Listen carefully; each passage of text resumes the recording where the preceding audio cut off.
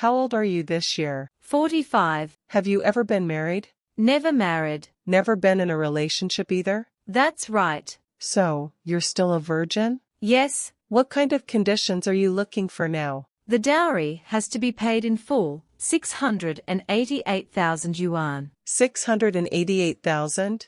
Yes. Miss Wang, what kind of partner are you looking for in this matchmaking? Over 1.8 meters tall, owns a car and a house, annual salary above 800,000 yuan, 7-figure savings, 6-figure monthly income, and most importantly, he has to be a virgin. A virgin too? The dowry has to be 688,000 yuan, paid in full. 688,000, right? How old are you again? 45. What's your monthly income? 6,000 yuan. Do you have a car? No. A house? No. No car, no house?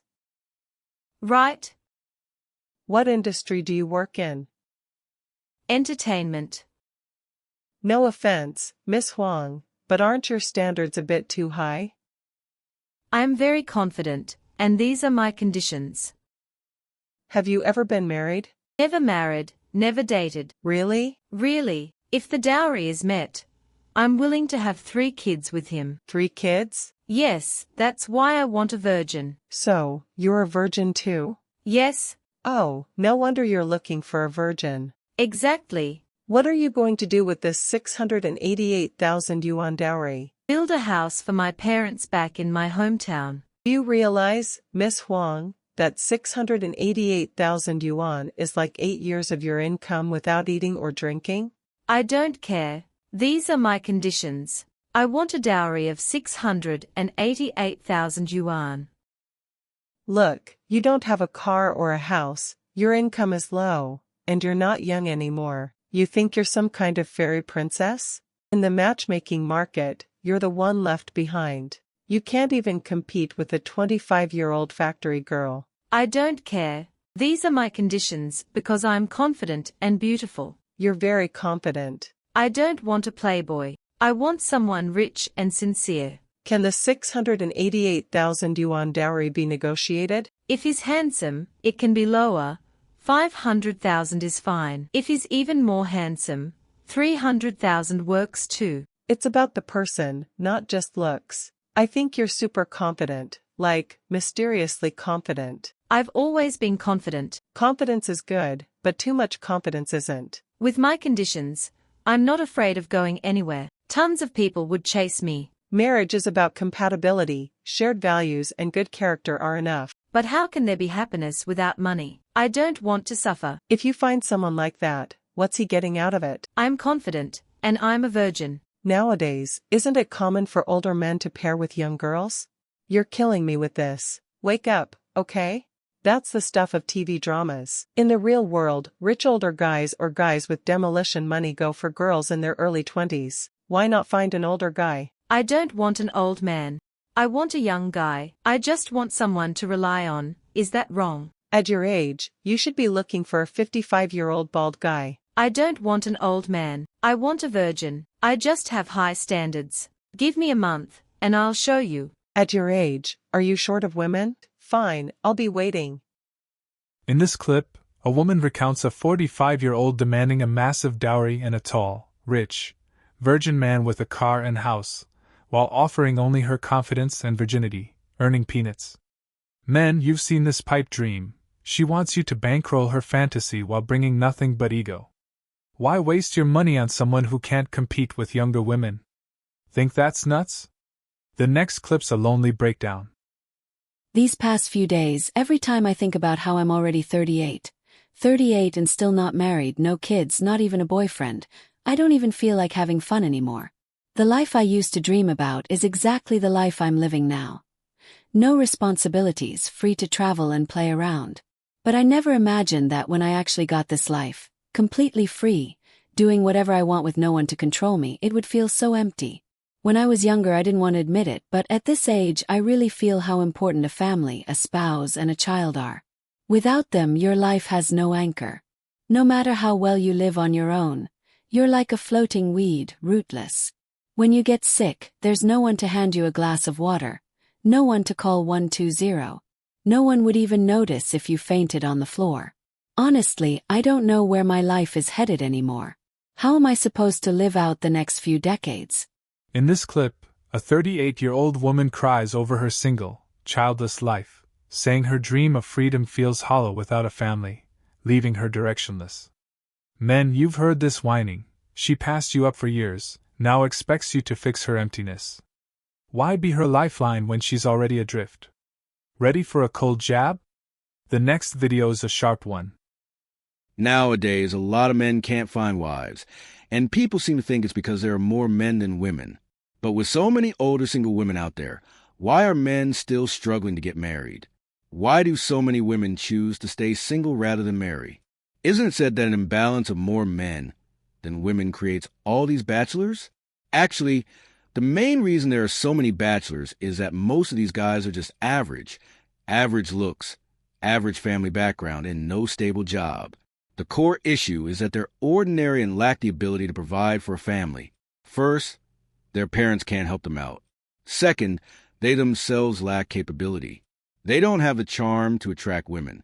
They can barely support themselves, yet they want to get married? That's why some women would rather stay single than marry an ordinary guy like that. Why do these men always curse at women? Because they can't accept the fact that they've already been eliminated from the marriage market. So they lash out at single women. Meanwhile, single women don't go around cursing men. They just want a guy with a car and a house. They're not attacking you. If you're ordinary, why blame women and say their standards are too high? Isn't it your own problem? If you had those qualities, you'd be better off improving yourself, your mindset, your earning potential, your appearance, to attract women, instead of just sitting there cursing them. Do you think cursing women will get you a wife? You're ordinary, so don't drag women down to suffer with you. Women aren't demanding anything from you. They'd rather stay single than marry you. Yet you're still daydreaming about finding a girl who'll endure hardship with you? Keep dreaming. In this clip, a woman says men can't marry because they're too average, no looks, money, or steady jobs, while women prefer singledom over. Losers. Men, you've taken this hit. She insults your worth but demands a king, then blames you for her pickiness. Why chase someone who'd rather be alone than pick you? Think that's harsh? The next clip's a scammy warning. Believe it or not, you can get married without paying a dowry these days. The latest news from the matchmaking market: a ton of old doves, older single women, are flooding into matchmaking scenes across the country. As long as you're a guy and willing to accept a woman over 30, you can basically get married instantly, even without a dowry. These old doves are lining up, practically begging men to take them on and help clear their debts. It seems their debts have reached a breaking point, so even if you don't pay a dowry, they're willing to marry just to secure some stability. And get this, they solemnly swear that if you help pay off their debts, they'll stay with you for life. Do you believe that? If you do, I've got nothing to say. Let me give you a piece of advice: don't casually go for older single women, divorced women with kids, or women with grown-up younger brothers. Those are red flag zones. In this clip, a guy mocks older single women flooding the dating market, offering no dowry marriages if men take their age, but calls them debt-choked vultures, looking to offload bills. Men, you've sidestepped these cons. She vows love but wants you to clear her debts. Why marry a hustler who's just dodging bankruptcy?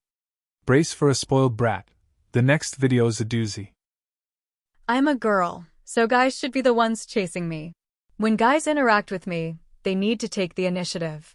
All the expenses during dates? Guys should cover them. If you're a girl with this mindset, don't bother coming to matchmaking. Recently, I met a 1995-born lady, 155 centimeters tall, 110 pounds. She used to be a clerk, earning about 5,000 yuan a month, but she's currently jobless and looking for work. She told me that her family and friends introduced her to a bunch of guys, but their looks were just too subpar for her to stomach.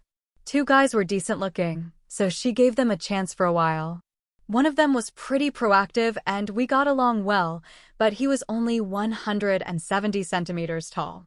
I thought, he's too short and it might affect the next generation's genes, so I stopped talking to him. The other guy met my standards for height and looks, but he wasn't proactive enough. He replied to messages so slowly, waiting for him was torture. I'm pretty satisfied with him otherwise, but I'm worried that if I take the initiative, it'll make me seem desperate. Got it, I said. So you want me to introduce you to a tall, good-looking guy who's also proactive? She was like, wow, you totally get me. That's exactly what I want. Sorry, sister, I don't have anyone like that. She asked, what's wrong?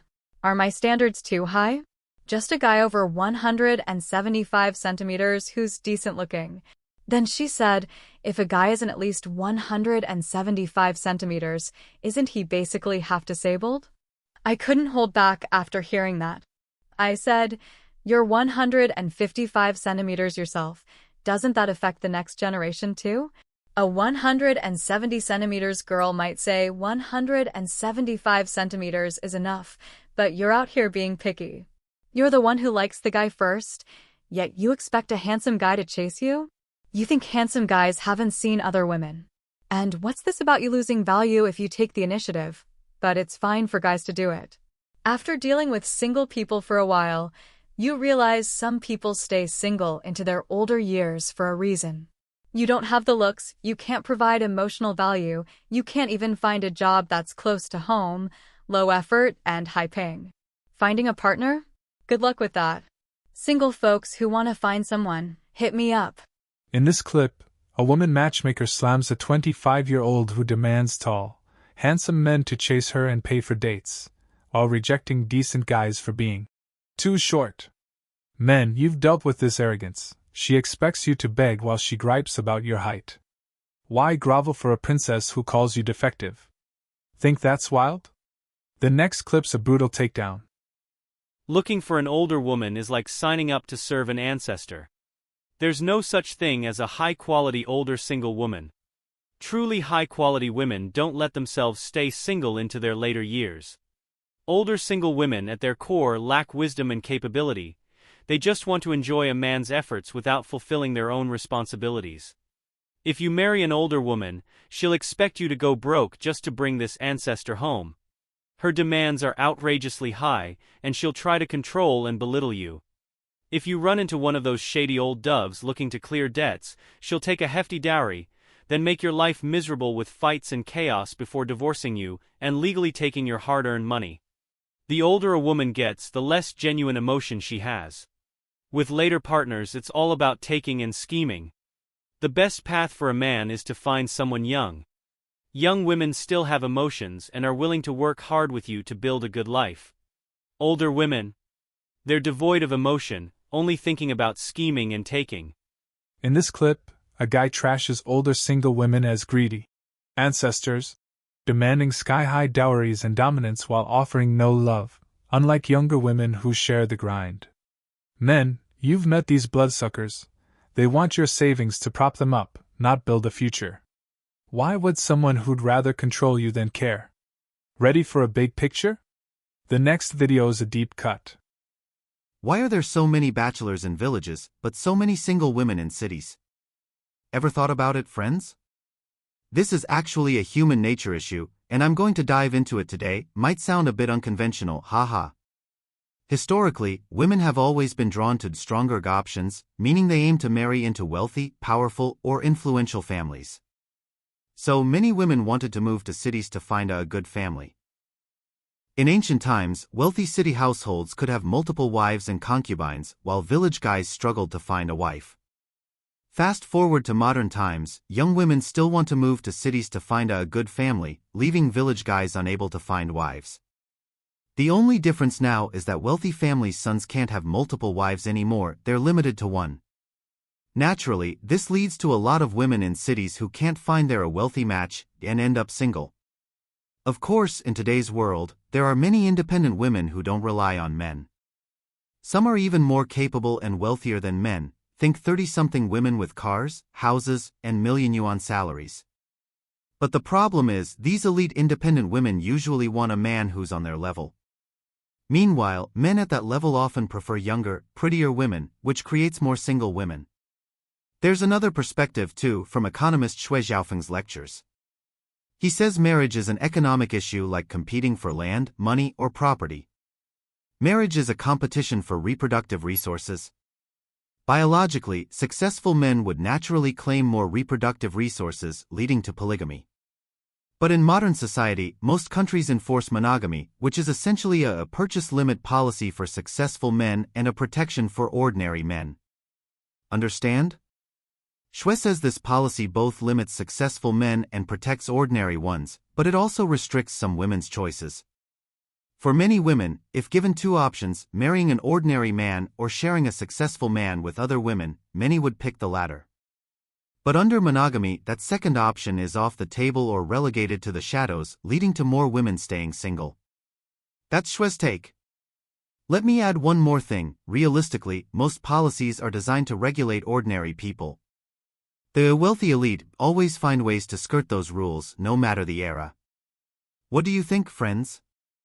In this clip, a guy breaks down why rural men stay single while urban women stack up, saying women chase rich guys who want younger partners, leaving regular Joes in the dust. Men, you've been ignored. She lusts after tycoons but sneers at your hustle, then whines when she's left behind. Why take someone who only settles when her dreams crash? Guys, what's your take? Drop a comment and keep this fire going.